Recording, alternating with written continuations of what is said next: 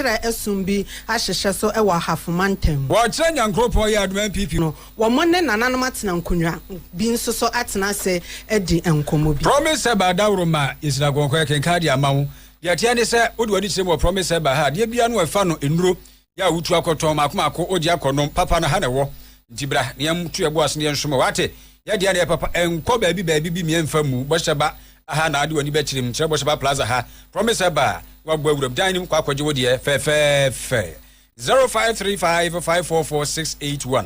0535544881 and say 681 ofra na yaje wo so eno achire no de afrosoro abepenkane a mepeke bus fa ko obi ati asese bohyeba de na efe ye de so na ye papa home appliances ni nyina no ne bo for start boss products na me kan for de ama wo no ene nya nwanwa se kofo gye ba ko mienu miensa mo amutu akoton so aka kire o se oba ye te so de ama wo koto nya mfa so pudu antiata akofo dan PZ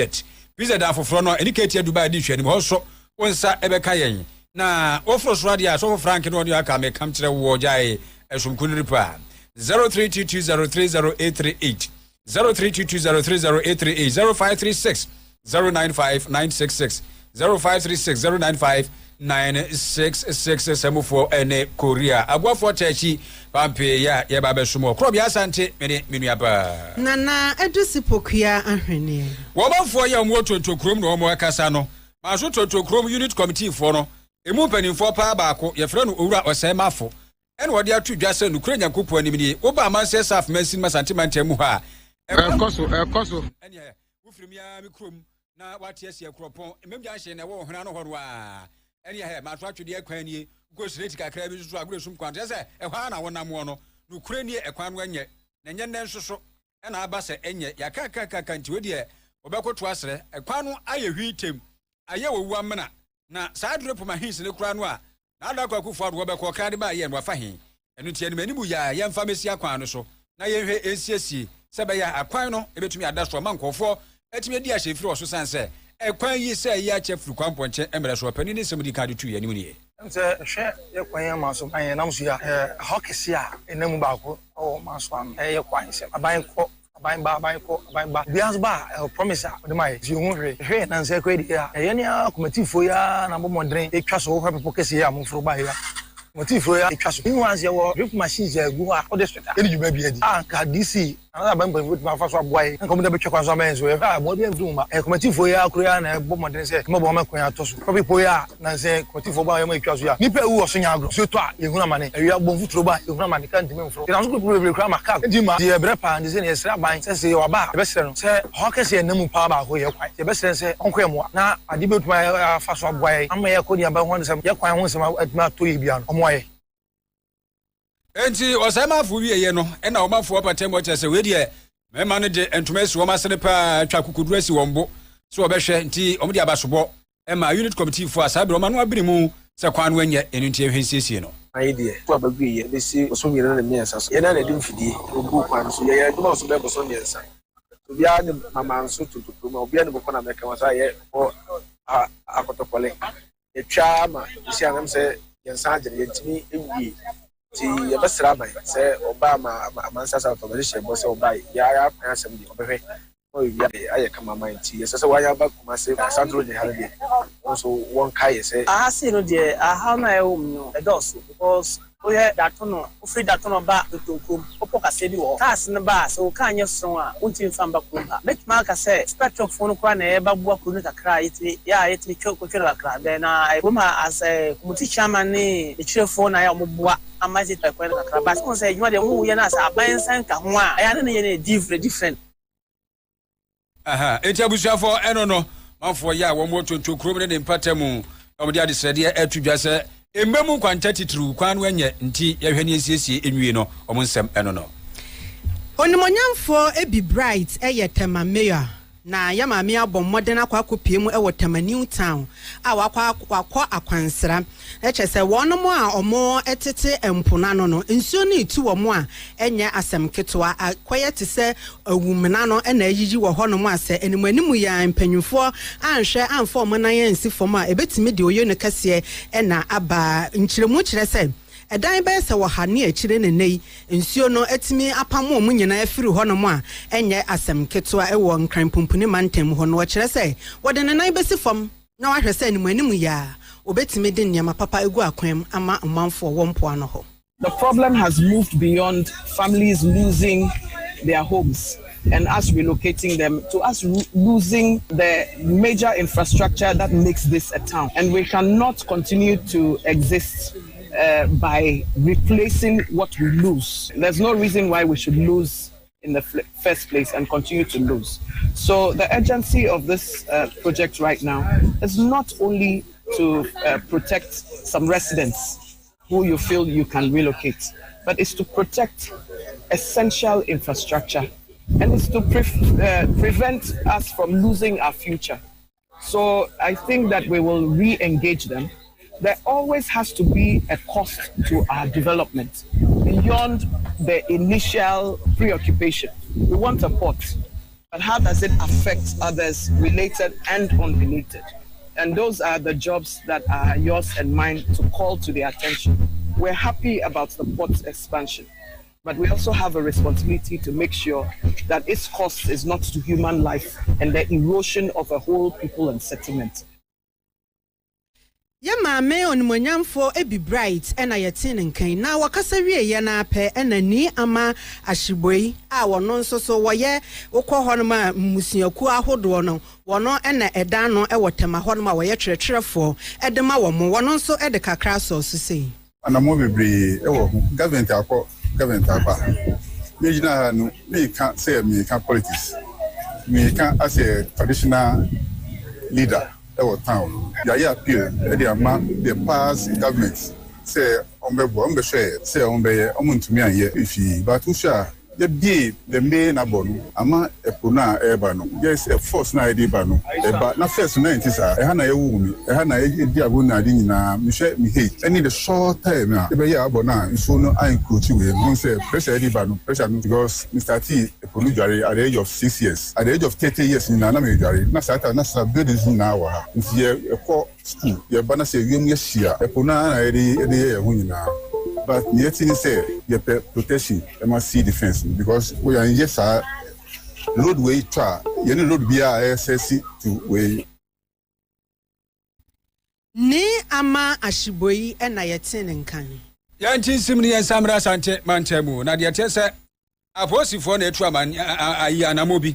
Na sante manchemu posi command. Na wama kwa chile urabi efrano charity wachwa. Wajen fie bese eduasa ena Jacob Abeka edusia di onu susu obenya. Yatia ne se sa enro ye edi kum ntuntumi kum tonton preko ena ebi dada so ntimu amwo promise radio Facebook ene amwo promise TV amwo hwe ne de entuntum ndro ene akwa nu transe de aba posi headquarters ya yeti suo chi sa nipa mienu yi yatia ne se enro ni na so pai enu nti okokoto ko miagu dem fo kafo ana okwhye ko no a ebia ne se ne kwabra ne na mwana ne hwenim eso ni enjue ti se sabio Ponti bia ye hunu moba ekokunu foforo no ha dwe pa na no na ASP Eurab Godwin ahwanyo kasa bafo ema posadom santima temu echesehwe anamo we di obi na be twagu onu masomu sa no makokone konne umesere nkohwe yakofo bia fa ba wonu metone ni nyina nya papa ampani ampani yampa omukoye yi a na chese sa na tie ni se modi ma ye ni Ashanti Regional Police Command enya ntie se eye kill it mosquito spray yeton odwaso no Evergreen Chemist Limited omoye sole importers and distributors ebe complaint say nkofobia twa counterfeit one anase be kan say fake one egum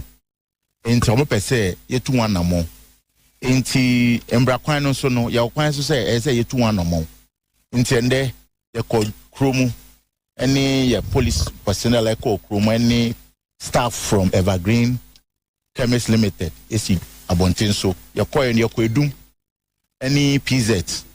any KNUSC area yakoye no etumi ekochi a suspect mienu suspect no ba kon din de Osiakoto a company ni de Osiakoto Ventures ye suspect ba fake Charity Boachiwa we di 30 ena yewo Jacob Abeka Enterprise yachi owner no or di Jacob Abeka we di 60 years echi no edum na product no so counterfeited one no yensa akabi ayade aba yenya about 10 or so boxes entie HSA nimpa be yenya be 25 boxes nso African USD area ba na better they say charges said be omo ibi ni say prohibited sale of drugs and herbal and say we share Public Health Act na Act 851 of 2012 na what a draw and say such product amikute na say prohibited one we share section 111C na product be as o fake and now counterfeit here your punishment could be 7,500 penalty unit and now not more than 15,000 penalty unit. Entina no abusia said ASP Yewragodu na yenyo e ma ye no customer former police adom sante mantemu na owura Samuel Donko ensusu a sales personnel edema Evergreen Chemicals Limited ya wo mumom na akofa killet mosquito spray ne ko ede aba chese wo mumum ne to ankofo bi atwa bi agumu anam so ami akokyere sa nipa mienu no owura Samuel Donko susu e kire se enubone ne de ankofo ye frem na de ya ne se obamu wani adawo sanse se wo to ade bi na ata ato a e wo se wo hye ne nso se be ya akokoto fake bia na se kofo bia aye bia fremu a wetimi ehunu na wo konkonkoto se be o ha bia emfa konkusi ufia ene no nkotena ana watermark no nso wo hwe ayi na wotumu se wo fa fake na wo fa original na fake no color no kra no identify say fake no light and original no diti no nso ye ade ba ko a ehia pa wo bie ne ti na wo se fake no sinsan ye bi wum lines bi di dem no ye fake but wo for original na plain bibia ni mo a etisa na wo ba flag na asie na fake no made in PIC but original no ye made in England nti sinsan ya wo mu ano no okay wo fa fake na wo spray a wonya to say the original was spray no and now say no na complaints na ba she say modu no enkumbium wo ye na say fake no wo turn wo spray a wonya results a wo pe ni mo to original ne dia eno dia obi anim kill it dada ye friend to dia kum ntina chasa no owura Samuel Donko ono na sales person ma Evergreen Chemicals Limited said ya tiara no fake ni dia enkum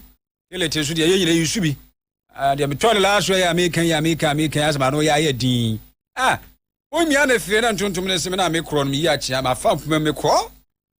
wodwane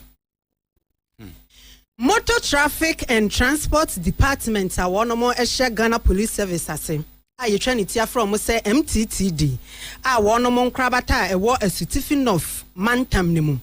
asutifi of mensin ne mu wo ahafo mantam mu ene eye National Road Safety Authority for aka bom de nkyerɛkyerɛ som bi ahyehye so de ama okadafoɔ wɔn a wɔn mutwi abobo yae na afi pragiafoɔ no wɔ Kenya ase na no na Kenya ase District Police Commander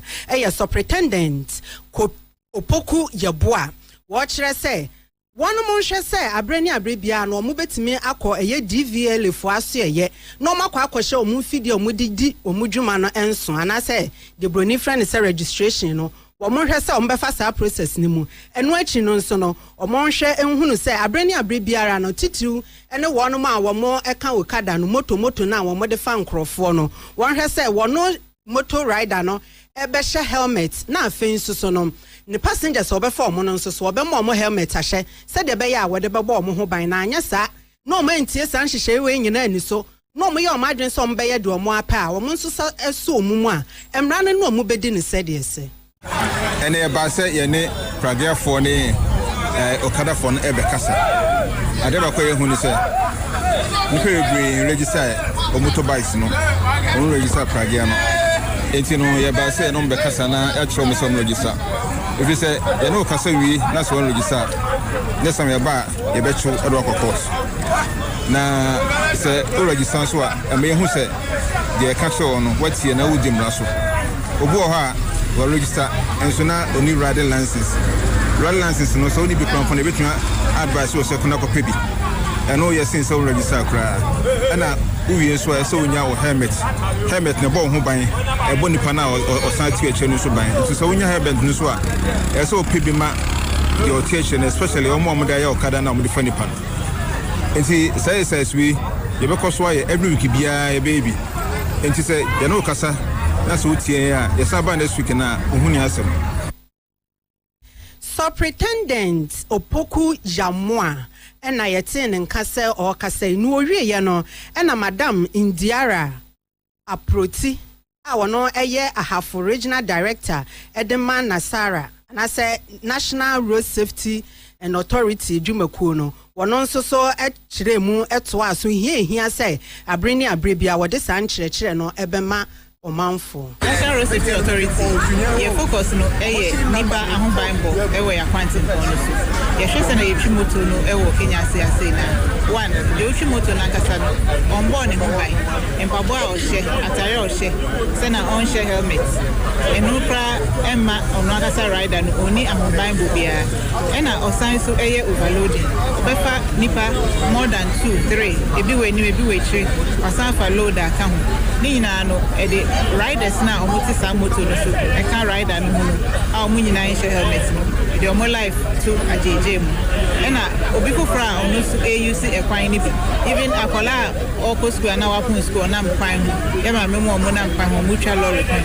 omu nyina sa moto riders any say no mo riding e de omo kwan etu danger mu.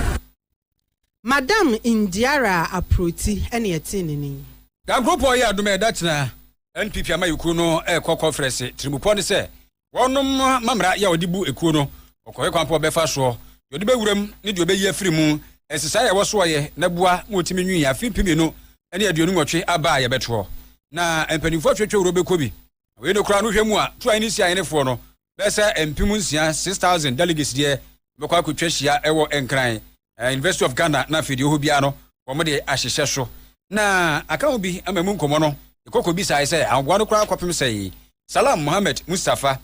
National Youth Organizer kire so boaboa emabru do ma no MPP amayuku kire say agwa no de o SCP na sitapa na trimupo ni nyina ne suade mu ne ba akopɛ se de medical ya kan ya ane say 2028 no wo be so obesan ebedi akonya kese no ebie mo kire say woni a wofire hum ni aham ya o badwumadi adi bie no dodo no akora ebi no ma bedru dada nti ebeye de all these principles, all these finance, and what the community are going to build our practice. Now, we're able to carry them out and ensure that we come back into office to offer the proper development that they can do. Over committee and research, any kind of research tool, as we have known this part, our finances have been changed. The NIPA and I can see that the fancy here, the home, and yet that I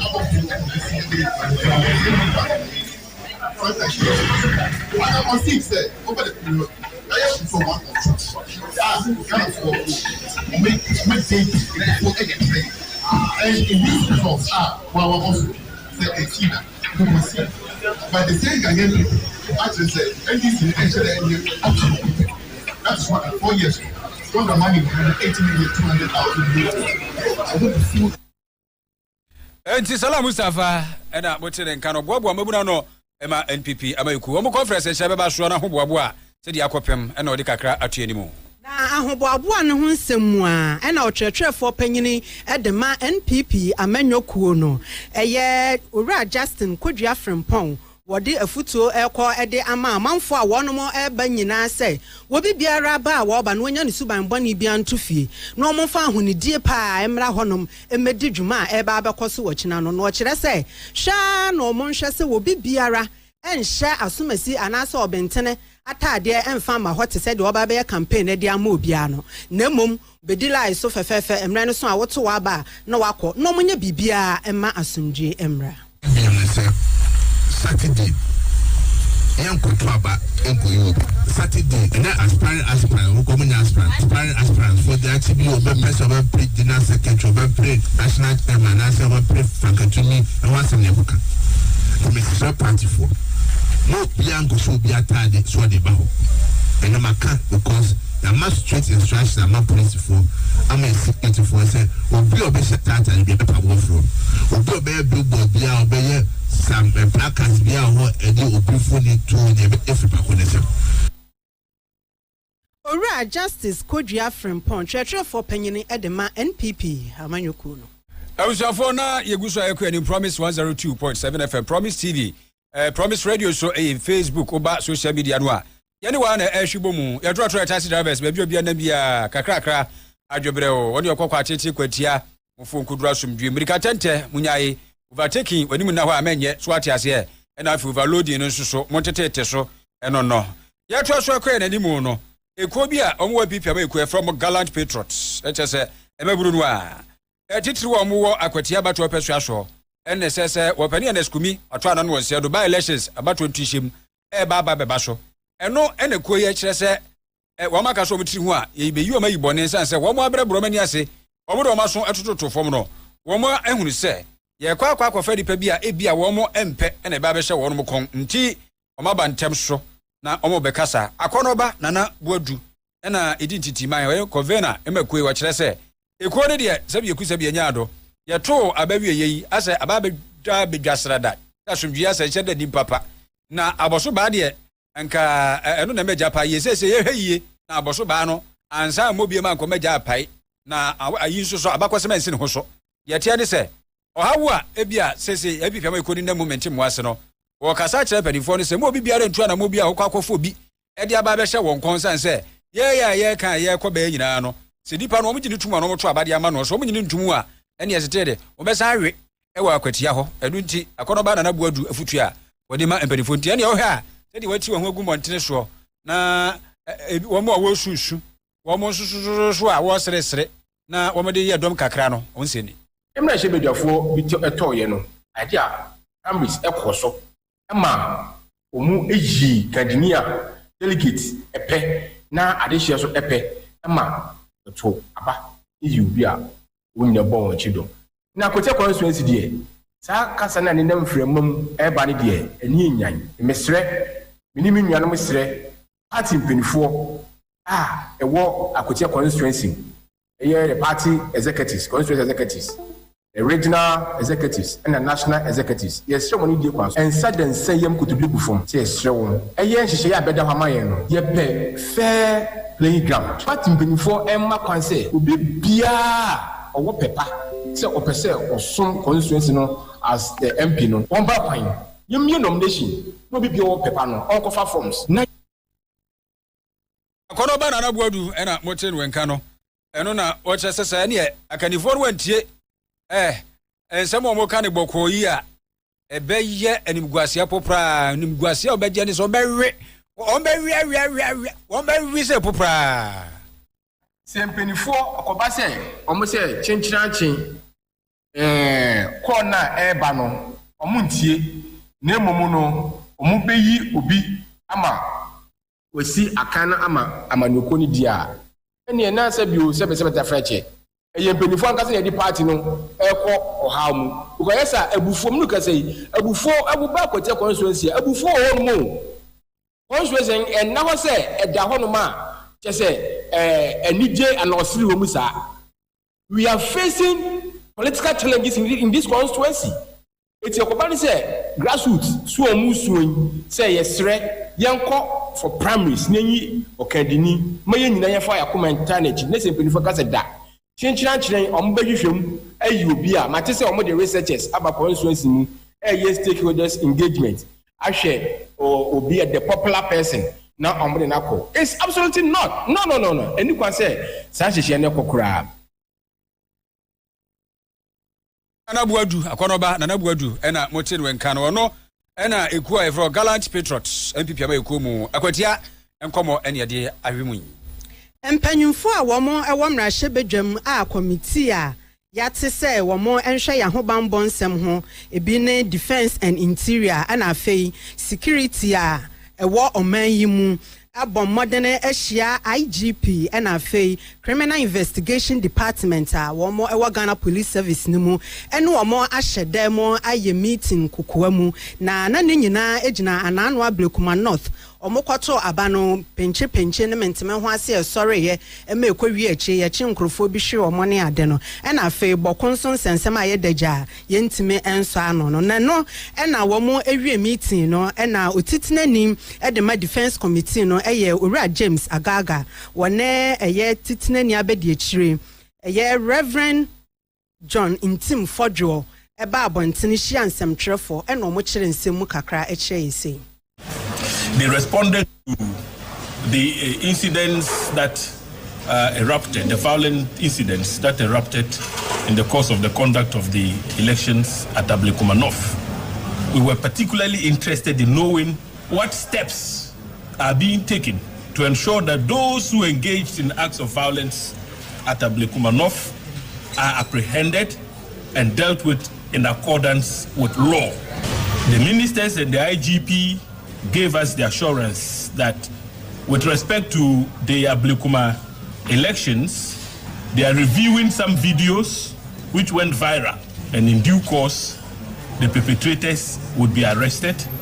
and dealt with in accordance with law. We have also had discussions with the ministers and the IGP on Ablekumanov rerun violence. All of us have agreed that we have many elections ahead of us. We don't intend to abandon our democracy anytime, and therefore we don't want situations where ballot boxes will be put at polling stations in the future and the citizenry will be afraid to go out to vote because of violence, and to have a trend where the political party that has the most violent people becomes the winner in presidential or parliamentary elections. Ora James Agaga and a Reverend Intim Fodjo Omama nebo enono. Wasafo ya washa pomedesho ewo meimone opani kwabraminta akando. Wani se twafo bonkomo ne nsem wode atudwa nyina ne se wani a wo ya pomdi adwuma ntitru anasefo ene empembe se aduaso 70,000 a omutifie efie kwadwo hoho ebepem sesebra ha ewase ade omo ekom ya yahodo no kokохwe eye adwuma no enche kura aban ebehwe no atu sa na mo ni nyina nti se watena fie acha akwakom ato yem opani me kwabraminta akando se yebepustomo na eneda ye woni yedi nkomo no o kire se wo hwe nurses titru kura midwives ya besa busumi insiantem omo de postu wo mo no a bibia dadi se omo de obedi kan akọ afoforo soso a ewa akire eti se pharmacists ahodo a omo soso wo ho bese ahasa aduonu baako yo soso wo ye house officer pharmacist a omo wie suku afia atwamu no onsoso akatua ya ate akamu aban ni guso ye ho adwuma de ndrendren ya ebetua ede ama wone musoso mo ha mo nsrema mo sentu asunti fifiri na mutrimu enyam de enono kwabraminta akando. Recognize the challenges of over 70,000 qualified health workers currently awaiting employment, but I want to assure you that we are working tirelessly to clear this backlog. In the past 6 months alone, we have successfully finalized the employment process of over 10,000 nurses and midwives, with many more to come. Ladies and gentlemen, I am proud to share that we have taken decisive steps to clear the salary arrears for 321 pharmacist house officers who completed training in 2024, with payments now being processed, while 1,621 qualified pharmacists await permanent employment. We are prioritizing their recruitment as part of strengthening our health workforce. This is just one example of our broader commitment to clearing the backlog across all health worker cadres, ensuring every qualified professional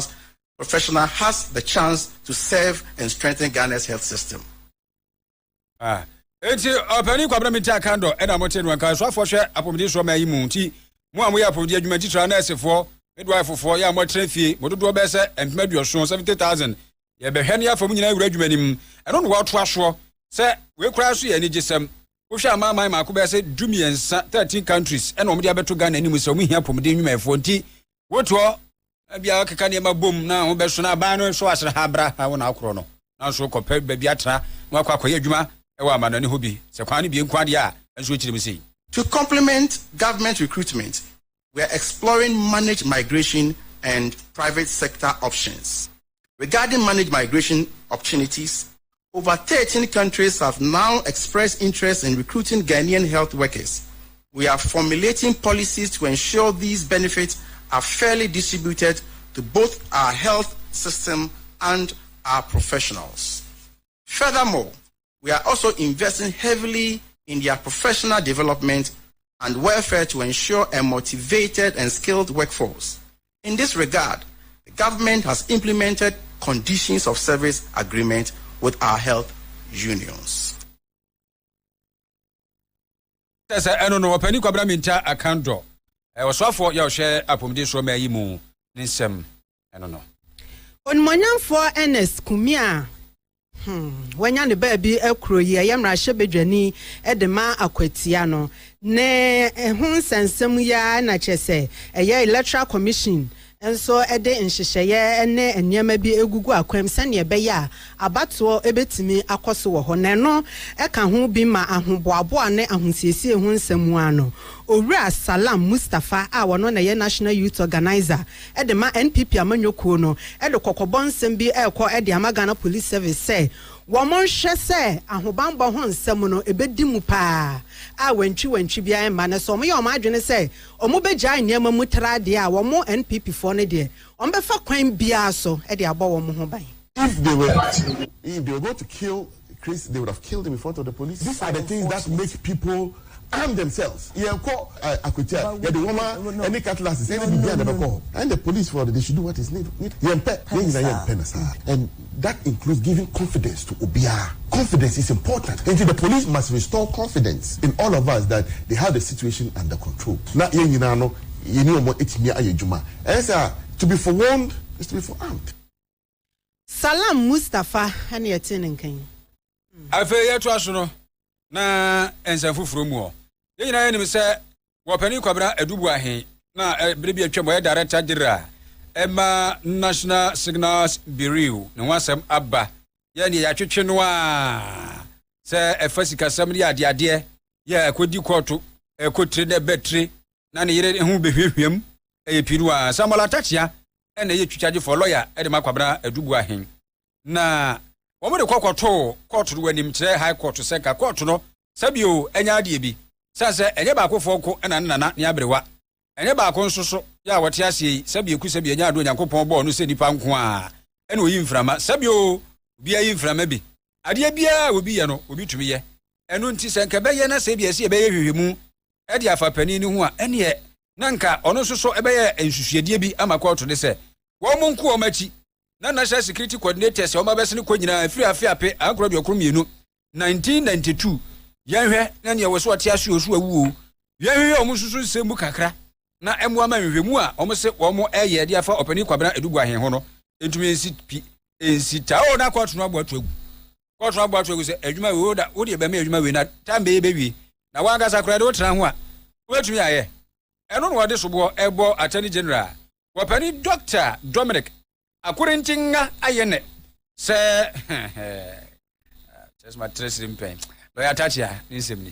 believe that as if we are in an ambulance mood to get these people jailed. I would never regret. That's my sense of it. So even where we should wait for a motion to be heard, Attorney General is in no mood to even respect the rules. And it's on me also, so the judge will just respect what he's saying and obey it. I've seen several things in the court which is telling me that Attorney General is having his own way in that court. And whatever he says, then the judge wants to do it for him. Since we started these matters, that's my strong view of the matter. And I'm afraid justice, whatever you want to call it, should never be at the expense of my clients. You see, if you want a expeditious trial, fine. It should never be at the expense of my client. My client should be given the facilities to contest the case fairly. If you saw what happened, there were motions that were intended for the 29th and the 30th. Attorney General believes that those motions should not be taken and that the case should be heard, next week. He was obliged. You should open your eyes to see what is going in there. Yo, and to lawyer Tachia, and I'm telling you, the chama for de ma opani kwabra adubu ahen ene se se wose wedi e wo fa so bo no bia ba lawyer pani Attorney General Dr. Dominic Akurentinga ayene eni masem ne hu bi sanse wono a no sha agagefo no de omede omani be kire bia e fa no motion fufuro pese wo mede to ohunu o na Attorney General hwera ginam na judge for no hampo apopo mabba twagu ntina ofa so bo mu bia ba bia asem de ni a kire no de atentene ene wo pe e de amanipa otwa age no kwabra adu buahen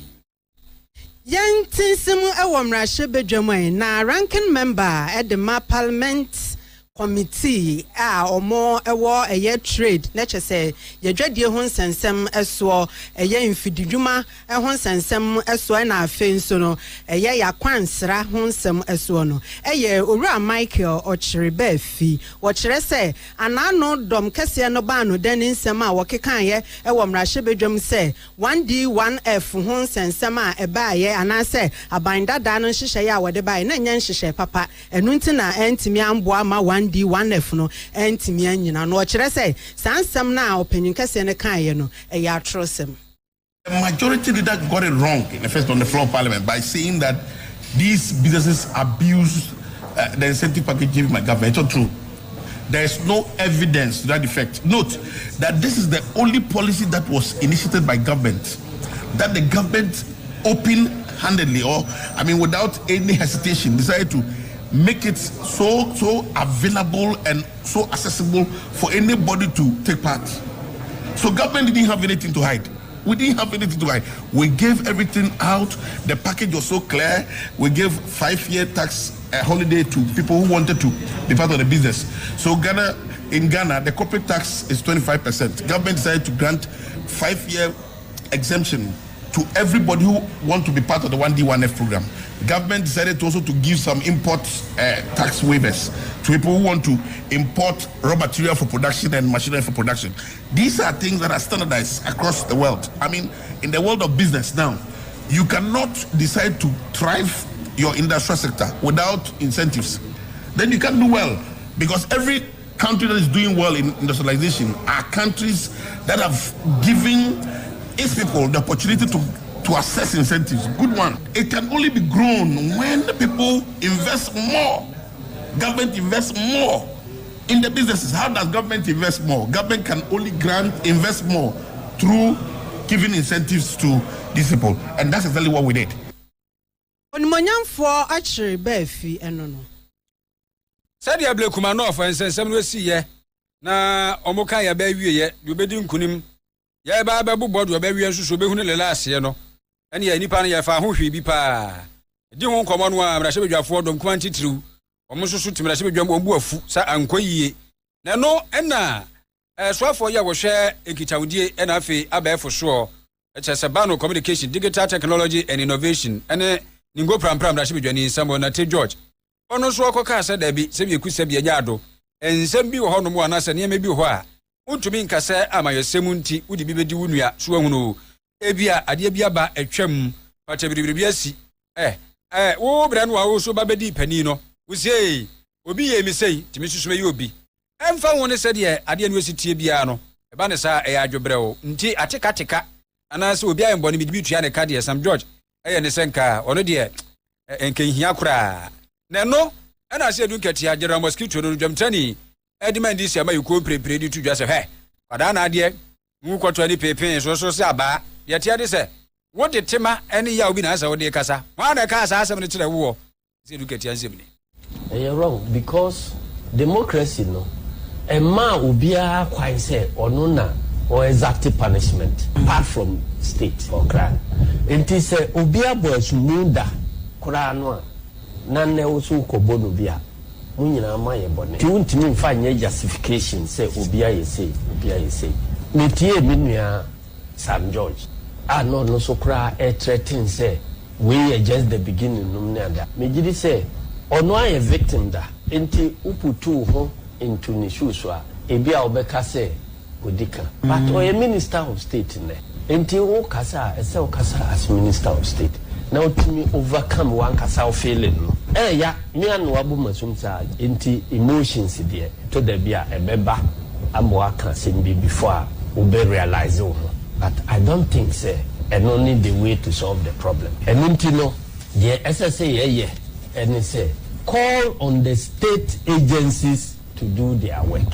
now bia state agencies adwuma enkoso no in respect of criminal prosecution no and no lead to instant justice. Who say obi awiade na manfo atu agu ni so awi omunku no mumono pe. Saa society na nim say criminal justice nya adwuma. Eno nti no ye nyina ye mfa gidie nhye mra adwuma num na ye mamra no enye na adwuma. Aha. Nti opani asedu nkatia ono kra na aka papa no.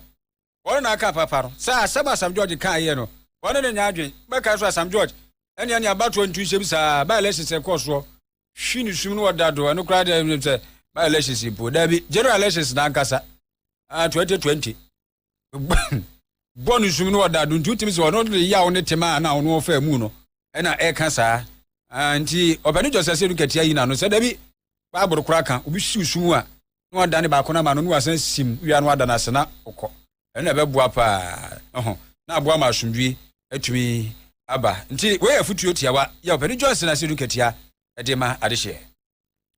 ya wa enkran pumpuni mantemu na adwadifo a wo mo e wo circle na chese eye dwadi bia eso pa wo enkran pumpuni mantemu ba ko eno no adwadifo a wo honom no ene o matoto wo shops nyina mu omo se wo ye oye kire ni nyina ne se omo hwema se de aye temamufo edidwa na aye ahoho omo firi omo man so etimi ato ayen we kuro mu ha no mabagi yenwuma aboso a omo gi yedwa no afiri ensem no na chese aye ade bia akoya ahomete sempa e wo circle ho ni senti no nani omo kire se omo atoto omo so mo mie bie da kopem se empanyufo be hya ase asori waka no omo ababe yen hyehe omo se udru honom a eye Nigeria fo enuanom Nigeria fo yi so mugu ho anie na eba na ye phone ho niam a ye tonton ne laptops a cheso omaji ni nyina afiri Ghana fo ne nsem a ne fa kase na wo mo Nigeria fo no ne edi hu dwa na no e na wakasamafo e de ma eye eku a wo mo e wo ho eye Mobile Phones and Dealers Association ai wo Ghana ha no mo sei no mo panyine ba kon eye Owura Eric Jamfi e kire sei empanyun fomfom mo na nsi fom animanim ye nya sa enye papa ahoho agi adwuma aye e wo sek ha ama edi oha bebre aba ha ye sika ahye adwuma bia ye wo sek bia ahoho agi aye eniema ye ton table so ahoho agi aye repair se o mo repair phones ahoho agi aye mobile phones so aye ton ahoho agi aye na adia yakra ne se eye omo ma ye niema ye go Dubai e go China ekofo niema firi omo nche omo anga sa to ye we ye dwai ama adwuma na ye Pakistan fo omo na to ye dwai mu ama niema na omo dia ma ye no ye fa ne se abusuafo ye de ma o 10 cities ya wo ba Ghana no omo dia betra wo chen na wo ton 9 cities ebe ye dai ana ayeji ebe ye dai ani etia stock ebe dai ye etia hweyema ebe dai ani etia employ workers enipa over 3,000 people ana ye employ wo na se adwuma fi yensa ani ye be ye dai eti ye sra ban se sa ahowo na wo ma ti adwuma afa no ye sra ban se ye buano ama na tuase esan se ye wo mra wo ho a eye ho adwuma ye nyina ye ni GPC law emra da ho pefe Otitina ni Edema Mobile Phones Dealers Association. Owura Eric Jamfi ena yete no kwadwoma ochei. Promise 102.7 obusia. TV no so ahwe no Promise TV. Wonso so social media no Promise Radio. Yada mo ase ene mo an ekro. Tufo hene ya wo senya breku na matra konwa sase so. Ene na yi epe kwa bentum ya otoso bienu na wode adesrede ene nhye ema awofo ne ahwefo se wonfa amamra ni amane entete womma na wonya asase bieku amamra ni amane no yehu ne se eye abosomsom no wose ene yato ni nyina gu ama omai baabi adi ani akire no yakwa akwafa amafoforo so ne amane adi abewurawura ha ama ye ni akase amamra no yato na pe ya ye hyeda kora ehu ese wodi na ye futuo wodi man e wo bra no wodi bayre afahye na no woto aso se hwe enkane no amamra ena ye nananom adi bu wo man enu nti kwabrani se wudi samoni wudi boni bi kura no a wuni mi ses wa nhwe yie na wokokofo ha bi a ebetumi di susanso boni ababusua no so empo kura no wankase wasetena wudi boni ana ahwe wachi enu nti na edin pa sakura no bo basa ewudie basa eniema ensamfra May asabi address ye do for na me ye to toga temptongo nyina na nshada eniho ene me wo mo ko mutu se shupi na kwose de gete sa ne mani nyina no heda ni ho so no kan no ba se so fine eso ne so bia ni honti na sa ne ma no ekoso ye fa mamra ni amane no mofra mu bentum bakare ekwa chapel enti mawo ba nkofie mawo ba enyede menjintum now ya mandi be babon ya kan difun penfuom nyame mpo ka kire Abraham de onkwana onkafa ne ba onkunna nyedo ontweni ti no mfa mogya no ye sacrifice for man also nation obno so man ye na egwan mi siwo egwan no hye true no mu fa ye ti na bi so ye egwan ti ni ye ya ene kompano ye de ne ba ye man egwan ko ye de ne tena wa ye se ye twako ye de gunu do fi ye de man ti bible mumpo owom nti ye amandi I say ebi awo ye sofo na de we me ginya medin me gisunsun medin embem nti nyame dom nti bebi amena bia so nyame egim no we ka gina so dem rebon pa ye de so ta so dem esi mumu anka mboko fie na mesesa na ban odin sa kama froyin e be konsu na nokora nyame amama wo sesa na ban odin sa aka froyin na abren nsum nyame nti ye nyina ye jizi nti obiara ne ba ana ne fie ne je fie ne fie kusun bi o awoyen ofa no njim enko krampo na mbue bi o ho a feboa won fan ye na nhyiran oba ebi baka no na yi ipi kwa obentum otoso bi no ewo senyabre kur mata kodwansa aseso ono ene tufu hene Parish priest was St. Anthony Catholic Church Bantama Reverend Father George Boachi down kwa and they were the footwo kase akwa ama ye mpanifo wono medida schools ano titiri private schools no and wo kire se wo sere wo mada mo nhwehwe omu botom mfa so omu benya free school no so na emom omoma emmofra no adesua anase wo mu nwomasi omo ba besua no enni kan ewo omanim tia ho hia enye nipa na okọ school no kwa ne hia ma no hia ma na busua hia ma ne man so benya gina bia pa egina eye adwuma pa achede nyame dia ma no ebeda di o school ko no mu o dia boama amanya tumpo ebo ono ankasa ni nyinyi bebia otie nti school tie eni se koye se iska na o de pe emo nipa na o ba disua no na o se oyeye mbutaye na oman na ofiri mu no nso ntuntuedi ye meka sre nipa hodo o multi school na ni se oma nipa ni nyini ne kankro adachi eba beye oman no mfasodie no ho hia wo ensin faso di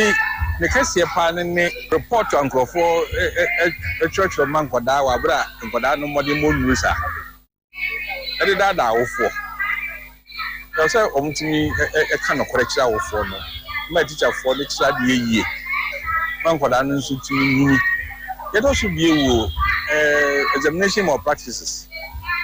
if na bontin do do na fi school ni di omo hye koda no mo yanyini nhusua bie Reverend Father George Edison same way to Jawamra na St. Anthony Catholic JHS no more edu omo fourth graduation ahehye so na eno na enkoso hene edema bantema na najasi eba begina mu edema bafo amankwa atia eye bantema hene obegina na na mu no no so kasa no ena odi afutuo ekoma mabunu nyina se wo sere o ma da wo mo ntwe o ho emfiri no bone no ho na futu amdema mabunu se sa se no mfanya sua wi num ni no bone say the Roma sorry and I'm called we no as him pass sorry. Rano Omuma Oma for Emre and Muas. The school no more we you know, there's a court or nephew as out to us. Omo Fabi Bonibia and Macron. No Munko school. If you now obey a mampany, none of the now by him. Now ya Prabonia, the Biabukubian, and Sui. And now, the crowd feel Prana in your Nema Bay, Nema Bassana Bay, and Famo. Make a try, make answer. Bonenum, our phono, and ya Pancrano, Muvio, Muzi. That's you. Monya, Nana Jesse nkoso hene a wo bantema na no si ya pe na headmistress Madam Angela Boatema enso so ede kakra eso so a wode afutuo ekoye ede man mofra wo awie school ni se wawie JHS no nkire se wawie school enti kwaso anu sua ade free se de aka wanim na dos 110 ye graduate wo mu we ka ho a ye graduation aye etoso 9 enam covid-19 ye twa bi shemu wo be etim ne se ye pese ehunu se wo man asore no enkwada ekọ school wo hono mo no ekwan a ye fa so tete wo mo no ene ehun fa so dia community no enya wo wie JHS antre se wo wie school ye di wani mu na doso ye fa sa se go bi si dan no we ye foundation omolentin ene ne moso nyandu ho ti yakasa twa mo se omo kotine fie na kakra yi omo books na omo sua mu no wa ha no mo ntu mu omo koso ensua enkenkan na nento aso ene wo SHS no so mo yesa omo kodu wa adesua bie ne wa egu so mo SHS wa omo ntimi enye omo mfo mo ho mo ayonkofo mo meyan kwala bone mo nkoto inuboni numu mo sankoye ema ne me masem na mo omo ani nkoma disua ho na daachi no empeje omo nkodu pempemso bi omo ye daachi ye mpanyimfo a eba wo mani ye mebe sre ba ko ne se ye nyankonwa pa ma yankwala no eni ye teacher fo afen so books ankwala no esua mo so ya na ye wo hawo eni ye di dwuma bi se ni so a ya na sika samo den ma ye efi se ye nyi sika lo school ni awofo na be so ya sene no so a ya na emma ya na ya sere ti sa nso a na ye se ye ya nkasa se ye de boyo ye di ye se pese dwuma bi ni eyefe enu nti ya how pa ye nyam eni sa na ma me se ya se ye kan wasem Headmistress Madam Angela Boatema no na ne kwakwa mu na yenhwe NPP amayukum bim ya tia ne se mampani na da kwa kufuado akotena fie na wabu nkompa ahwenachi woni NPP amayukoru mpanimfo bi akwa akohia na se nkomo akoso pa wabusuafo wapani Steven Asamoah Boateng asabi ena ekasai onso so de NPP panimfo no wodima akotere pa nti waka Asamoah chese no kure wase mampani da kwa kufuado pa akwanya woni Ghanafo ebedi mpuni mpu na fe aseda chechereche aba etoso biem achew papa ya hye azontoche wodi ama Ghana de hye se de akoso bia fa no ntwedi NPP fo di ye Ghana bia asese onu hunu se de nani akere o man ye kodi chini se de tie bia no wodi ho chew pasro kwa bre Ghana fo sa adwebre wo na we na sabi se ye be fra no atonement rally ya wo be kasa akere Ghana fo asra wodi fa che efiri ye ho nti yazu ya twena ye koye no okasa ansan na e opin up say mbema so dukum onso abontene e no say ye nyina ye pempu akoto ade na twe o say ade we ye susu say be kosa but the magnitude of the defeat no e embarrassing e humiliating say lutumi lusu sisi like sekendi etumi lusu yendi do ma ye nya bi Sunyane boy afi o say very very humbly na I say ya hwie nsu nya gu nyina aso na etie no din obi anka say e no say nyina we are church na ono a odaya no in fact we should all accept the responsibility or now odaya no he takes the greatest blame he takes the greatest responsibility and we should all be humble enough to tell our people say nyina de omde ba ya hwesu ye no me kuna bi ko no so mampani president Kufo ye free abem hu wo de na say obi afi say why dindin but asem a uni di watch say asem si na ha na lessons wo na emi de say wan so agye atum sa na ye panidie ye no na also pekunu bi so na de catch Ghana for and I say catch party manumpo nti o ti ase e di won ko manam se wonu won ko agbonye sa de no but mo na ko hu ni openi president Kufo because wono na ma ye nyina adwuma ye e jampa opemre okoho say Easter no nti me so ono ko ya wada no me Monday me so ni si akire na me ko fa kofi o na ono so kan mu se mba ko mienu be kire me na me say da nyame ase se mu nyina magye atuma ko so ye pani nti bomo chiche free so be ka cho se den chem da ya wo won na wobre wo zuo no ase wa wo nu a na chese yenye no akini wei ayo pani Steven asamwa wate asabi na mote no enka no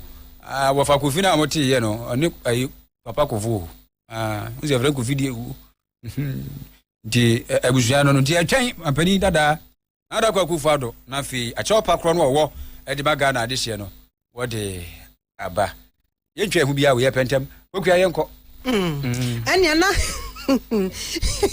yantinsim wo amanhudo so nsimu na yebekwa kopie mu ewo Israel ene Gaza mpapre so wantwi ne ntokwa e free tete Bible mu besisa abrei da bia asem foforo efiri hoba da bia mojamono ehwiegu no enenso so abia enipa maako aduanan baako 41 Palestinians enenei Israel foi etimi ato akode ama no akwa akokum wo mu nyinada ewo Gaza na wo mo kire a eye bomb na wo soma aye no nadowa blade ndade a ano ya hweta ene de ya sensena no fia na se o masese agumu enti se tu se dimayawa e wo piepie wo mu asinesini ama sese no kopie mu kora wo chese Gaza wo mo aya resabie wo ho no mu a doctor fo no mpo omu hu de esese omo edikan eso ne mu se omo hwe no enti se na adwe na omafa ne se ye de wo ba na wo a wo de na no odin pa no ni ahwe na wo so ye hwe na obewu a na chese ye ja wato honom ni akwa akohwe de ne de no ano nya din a ebetimi ede no abankwam we nyina gina so bi ama sesei omo hospitals no kra ye ma enem nasa hospital ye bo akire a ye de amanfo ekọ honom na chese de free Israel ene Gaza eba enonom e just nkofo no ye ntwakwan sa ye free Gaza papra so ye mra emepie mu ewe Syria o ma sa de agba ni obusuafo Drus eni bedionfo no eye musuakuo mienu omonte omo wase opatem okra ewo Sudia province kan sa no na chese Syria no ya ka senka omo no masundwa buwam wo mo fa tubra ne ensekan bibia da omo de ko enho na nsome ka sei pani kohwe ena jaddemu ono to kwabirika nipa ewuo enya asam ketua na Nuruddin baba ena wodi nsemu yi eto yananimu abusuafo Japan Oriani Kofi inti ye sori akọ na fe adwumu twom papa bi ye de aka ato aso Promise 102.7 na fe Promise TV anwumre de e fasida e masamfo Korea on the same ema efia hanso ye fasida no ema wo agaspa ne ba baba sara da fish nti eja ye be fan sa papa sara da fish we do birthday ade ni birthday ananu di e wa ma me kontra me clean mimi nyina hantwen uduru hanu yesi anaju 2 o'clock o sera go fi ni o sera me agaspa ne ba she papa sra da efes o papa te o ba mi ate agaspa ye ko ye no nti na chese eno no krista be opo dazi agaspa ne ba dosi ansoso ewa ha akaba akubi ada o kan ba akubi o mo kwadua bro o mo kwadua bro wa fom no mu tuam na ne sabuoma wa sagum atwo mo ye bro pa sase package o sase no wa mo he na cha e wa so mo san fa akire etutuam na ni nyina no asese agaspa ne pa e ba na timi ye saade what ase bia ne hobio afeji me clever on so boy achi adom na Docas dwam atin mo so ho nyina abo adwuma pa Progress abo adwuma wa ene de wanko control room man twa onwuma doso ko bia santini meni aba nana edisi pokua ahwene